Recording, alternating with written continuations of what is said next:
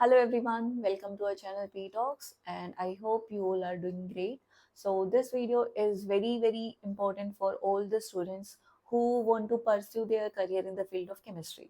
Okay, तो जिन भी students ने बीएससी केमिस्ट्री की है या फिर एमएससी केमिस्ट्री में अभी एमएससी केमिस्ट्री में अभी आप हो या फिर आप पास आउट हो एमएससी केमिस्ट्री से। ओके, तो लाइक आप जनरली देखोगे कि एमएससी केमिस्ट्री करते ही सबसे ज्यादा भीड़ जो है like most of the students run after the exam CSIR net या फिर JRF के, राइट। तो लाइक ये एग्जाम JRF वाला जो एग्जाम होता है वो हमारा होता है PhD के लिए। और अभी कुछ स्टूडेंट्स को होता है कि कुछ या फिर मोर देन 50% कह सकते हो कि हमें PhD नहीं करनी, ठीक है, या फिर PhD करनी है तो जस्ट फॉर लाइक 5 साल के लिए हमें स्कॉलरशिप मिलेगी, तो एटलीस्ट 5 साल के लिए हम फाइनेंशियल स्टेबल हो जाएंगे, उसके बाद में देखेंगे। तो इसलिए हम JRF वाला एग्जाम देते हैं।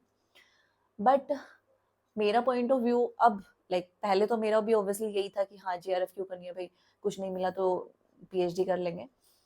तो मैंने भी यही था, मतलब मेरा पॉइंट ऑफ व्यू यही था। बट अब मुझे लगता है कि after like 4 to 5 years of struggle, मतलब स्ट्रगल क्या, मतलब पढ़ाई करने के बाद या फिर जितने भी मैंने एग्जाम्स अपीयर किए हैं, तो वो सब देने के बाद जस्ट एक मेरा पर्सनल एक्सपीरियंस बताने वाली हूँ कि CSIR नेट और या फिर गेट एग्जाम बोल सकते हो, ये दोनों एग्जाम जिसको PhD नहीं भी करनी, JRF वाले एग्जाम, उसके लिए भी कितना इंपॉर्टेंट है। ऑल दो आपको आपका फॉर श्योर है कि आपको हाँ PhD नहीं करनी।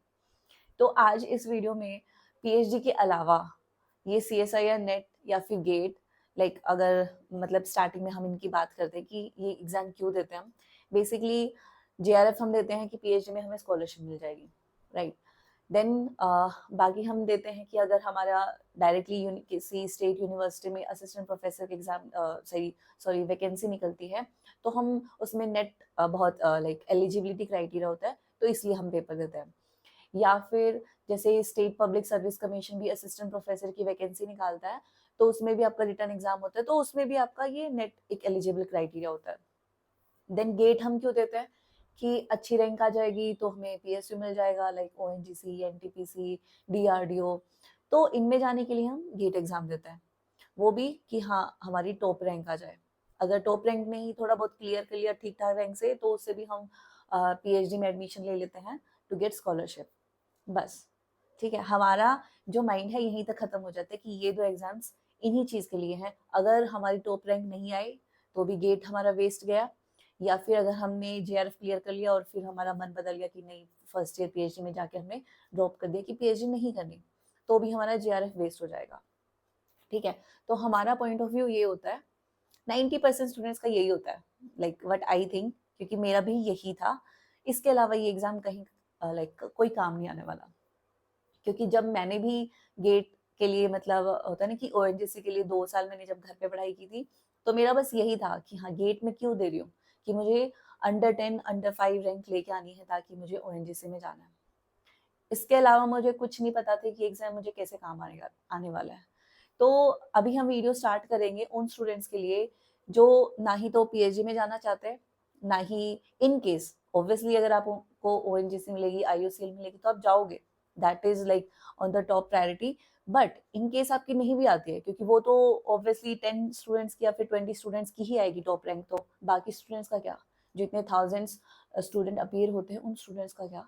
तो ये वीडियो उन्हीं स्टूडेंट्स के लिए है जो ये सोचते हैं कि JRF दे के क्या ही करेंगे, गेट दे के क्या ही करेंगे, जाना तो है नहीं, ना PSU में जाना, ना इतनी मेहनत हो पाएगी कि भाई हम टॉप 10 रैंक ले आए, या फिर ना PhD में जाना। तो अभी like I am going to discuss about number of opportunities जो कि आप नेट गेट के लाइक नोट एग्जाम के थ्रू, बट हाँ सिलेबस के थ्रू आपको कितनी सारी अपॉर्चुनिटीज मिल सकते हैं। तो हम स्टार्ट करते हैं। लाइक अगर मैं स्टार्ट करूँ नेट गेट के सिलेबस से, तो जो नेट गेट का सिलेबस है ना, वो ऑलमोस्ट जो बाकी के एग्जाम्स हैं ऑलमोस्ट 90% सबका सिलेबस कवर करता है, क्योंकि सबसे ज्यादा जो सिलेबस है वो हमारे नेट गेट का ही होता है। और सबसे इम्पोर्टेंट चीज कि नेट गेट की कोचिंग हर जगह अवेलेबल है। चाहे आप ऑनलाइन देख लो, चाहे आप ऑफलाइन देख लो। दिल्ली में आपको इतने सारे इंस्टीट्यूट्स मिल जाएंगे, और अब तो ऑनलाइन भी बहुत सारे ऑप्शंस हमारे पास अवेलेबल हैं, ठीक है। बट अगर आप देखो किसी और एग्जाम की, लाइक अगर आप जियो साइंटिस्ट देना चाहो, या फिर पेटेंट ऑफिसर देना चाहो, या फिर कोई और एग्जाम लाइक जैसे सीपीसीबी है, या फिर अभी मुझे ध्यान नहीं आ रहा, तो जो भी बाकी एग्जाम्स हैं उनकी आपको कोचिंग नहीं मिलेगी, लाइक बहुत रेयर चांस है।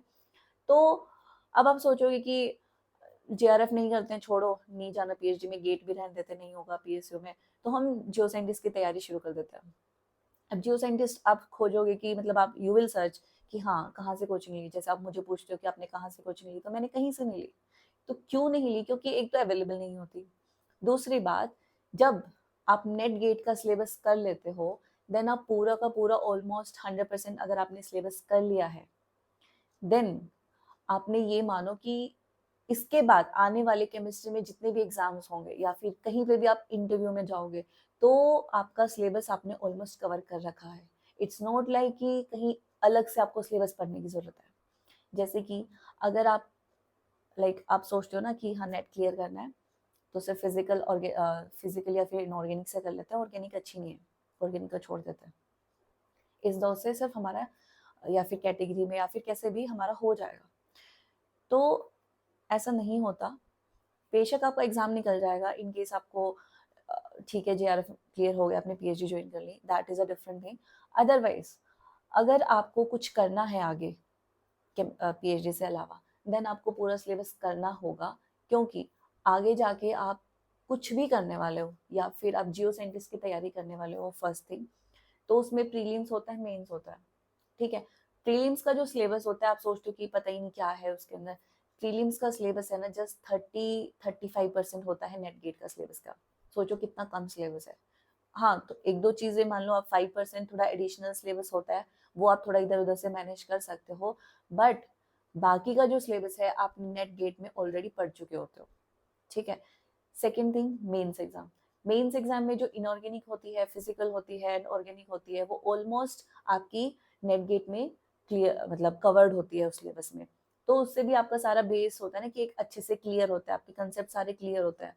बट एनालिटिकल थोड़ी एक्स्ट्रा होती है, थोड़ा टाइट्रेशन वाला पार्ट होता है, बस वो इतना सा ही पार्ट रहता है जो आपको कहीं और से करना है। अदरवाइज जो बाकी का सिलेबस है, that is already covered in the syllabus of CSIR net और गेट, ठीक है। देन है इंटरव्यू। इंटरव्यू में तो ऑब्वियसली मतलब ऐसा नहीं है कि हाँ एक जगह से आता है, वो कुछ भी हो सकता है। देन है पेटेंट ऑफिसर। पेटेंट ऑफिसर का एग्जाम भी अगर आप देखोगे कि क्योंकि हम क्या सोचते हैं कि भाई क्लास है, ऑफिसर का पेपर है, मेंस होने वाला है, वो भी सब्जेक्टिव होने वाला है, तो हम कैसे ही लिखेंगे आंसर। हमें कहीं से कोचिंग चाहिए, हमें लिखने की कुछ प्रैक्टिस चाहिए, हमें कुछ गाइडेंस चाहिए, राइट, हम ये सोचते हैं।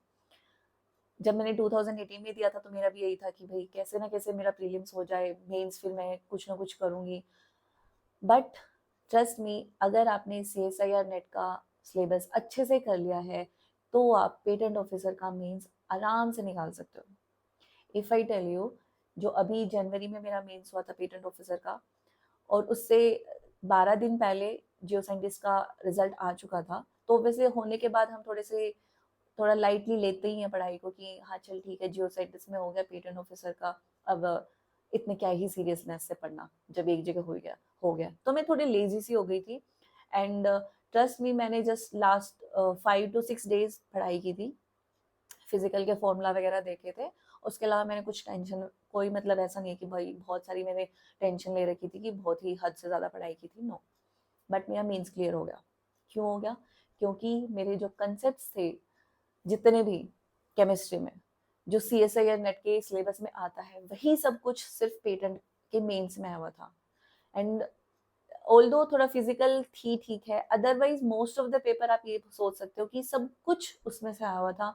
ऐसा इतने ट्रू फॉल्स आए हुए थे, इतनी इजी चीजें आई हुई थी कुछ तो, कि मतलब आप लिटरली ऐसे सोचोगे कि यार ये बहुत इजी सा आया हुआ है। CSIR नेट में बल्कि इससे ज्यादा टफ क्वेश्चन आ जाते हैं। तो ऐसा है, आप ये मत सोचो कि ये बहुत बड़े एग्जाम्स हैं तो इसमें पता ही नहीं है कौन सी बुक से उठा के पेपर देता है, नहीं, ऐसा नहीं होता। जो आपने पढ़ा है, CSIR नेट का अगर सिलेबस आपने अच्छे से किया हुआ है, तो ट्रस्ट में आपका कोई एग्जाम निकल सकता है, ठीक है।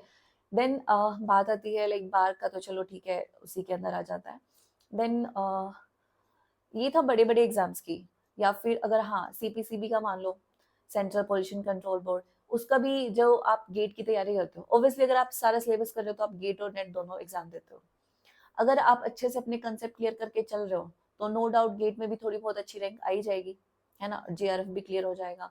तो जेआरएफ क्लियर होने के बाद तो एक तो आपको पीएचडी की ऑप्शन हमेशा खुला रहता है।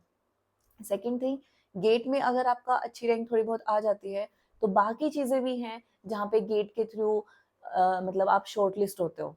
ठीक है, तो ऐसा नहीं है कि आप अगर आपको सिर्फ अंडर 10 ही नहीं आई है तो आपका कहीं कुछ नहीं है, ऐसा नहीं है। उसको करो, वो सारा सिलेबस और वो पेपर आपको आगे बहुत ज्यादा हेल्प करने वाला है। ठीक है, अगर मतलब मैं बोलूँ ना कि आपको किसी भी और एग्जाम की कहीं कोचिंग नहीं मिलेगी, बट सीएसआई या नेट की कोचिंग आपको हर जगह अवेलेबल मिलेगी। तो जितना भी आप कंटेंट अच्छे से नोट्स प्रिपेयर कर सकते हो आप कीजिए, उसको बार बार रिवाइज कीजिए, ताकि कभी भी शॉर्ट नोटिस पे कोई भी एग्जाम आता है तो आप इजीली प्रिपेयर कर पाओ, क्योंकि आपका वो वाला सिलेबस ऑलरेडी कवर्ड है। कुछ एडिशनल थोड़ी बहुत चीजें करनी होंगी तो आप थोड़े से टाइम में कर सकते हो, राइट। अगर लाइक मैं मेरी खुद की बताऊं, आप बोलते हो ना कि मैंने पीएचडी के साथ कैसे जियो साइंटिस्ट क्लियर कर लिया, वो भी सेकंड रैंक से कैसे क्लियर कर लिया। तो ऐसा नहीं था कि मैंने भाई कुछ अलग से ही कुछ किया हो, नहीं। वो इसलिए पॉसिबल हो पाया क्योंकि मैंने 2 साल पहले से ड्रॉप किया हुआ था। मैंने गेट के लिए, ओएनजीसी के लिए, मतलब होता है ना कि दिन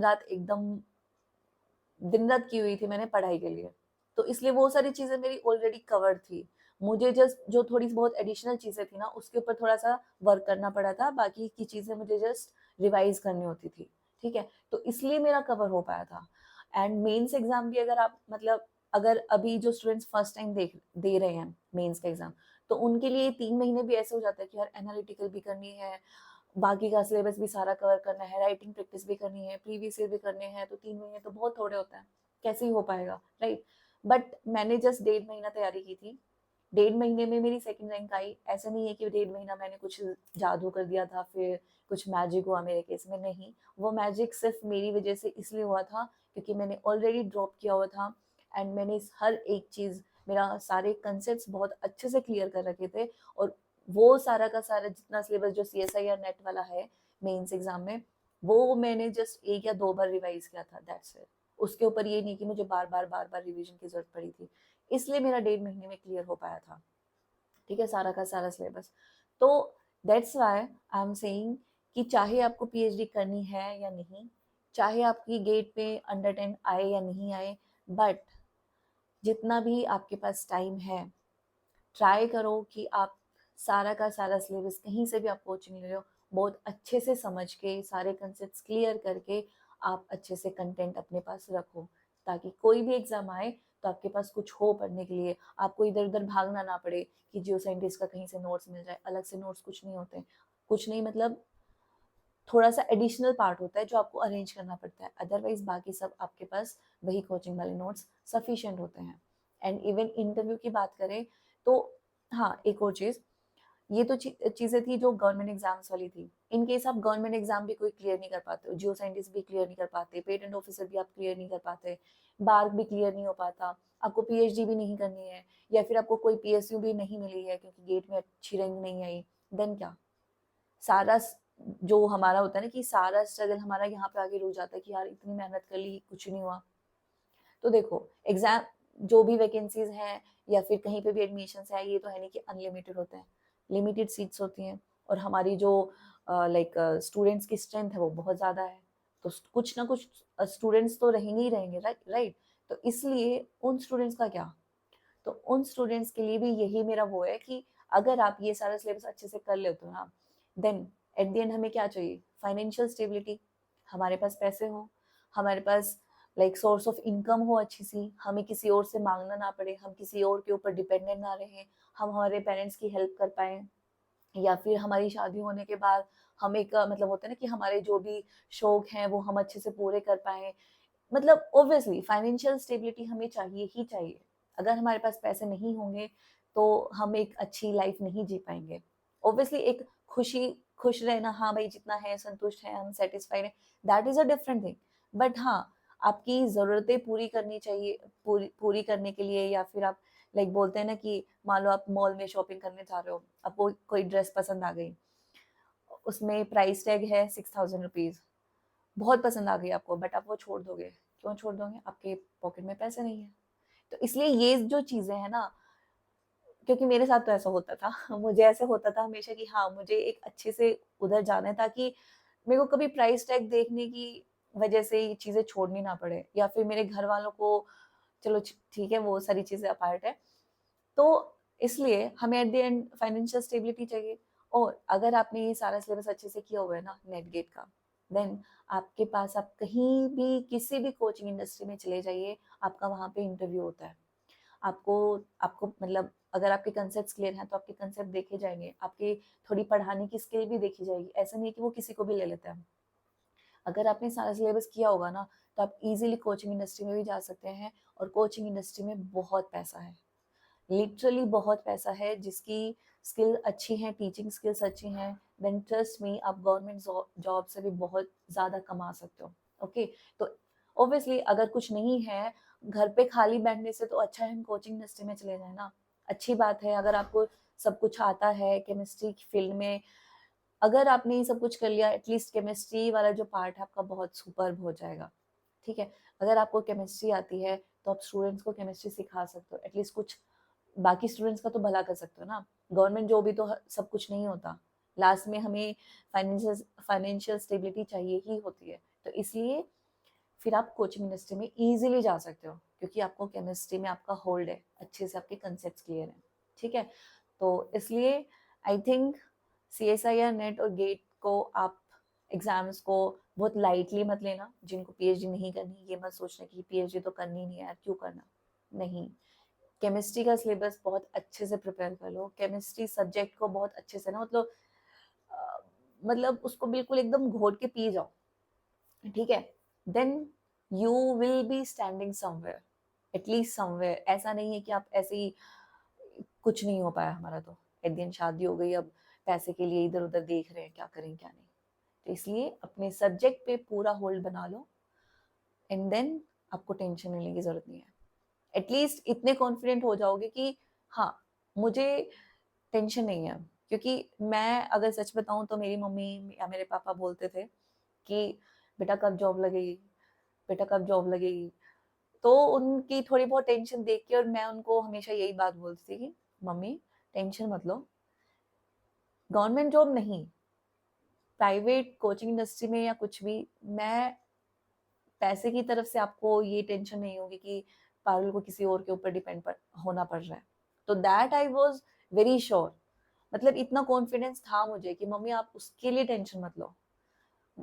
वो दूसरी बात है कि हाँ गवर्नमेंट जॉब है नहीं है, बट इस चीज के लिए बिल्कुल भी टेंशन मत लो कि मुझे डिपेंडेंट होना पड़ेगा। क्योंकि मैंने केमिस्ट्री सब्जेक्ट को इतने अच्छे से पकड़ लिया था कि अब इसके थ्रू इतनी नॉलेज है कि हाँ मैं, मेरा लाइक होता है ना कि सोर्स ऑफ इनकम पैदा कर सकती हूँ। ओके, तो इसलिए केमिस्ट्री को इतने अच्छे से कर लो कि आप किसी के ऊपर डिपेंड ना रहो। ओके, तो ज़्यादा ही हो गया आई गेस। सो या इतना ही था। तो इसलिए अपना बेस तैयार करो, कंसेप्ट क्लियर करो, CSIR नेट और गेट का जहाँ से भी कोचिंग लेके अच्छे से कंटेंट प्रिपेयर करके, और कुछ ना कुछ हो जाएगा। ट्रस्ट मी, कुछ ना कुछ हो जाएगा। ठीक है, so yeah all the very best and tata bye bye, see you.